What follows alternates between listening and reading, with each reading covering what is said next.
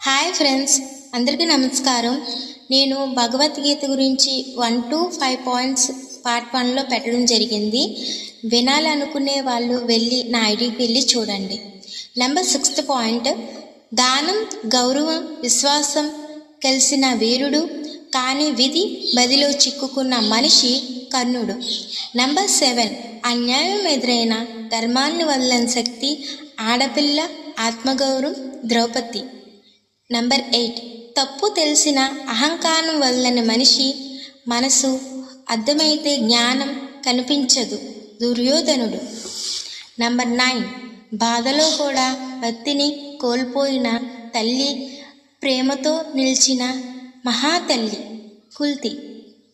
భగవద్గీత గురించి నాకు తెలిసిన కొన్ని పాయింట్స్ నేను చెప్పడం జరిగింది.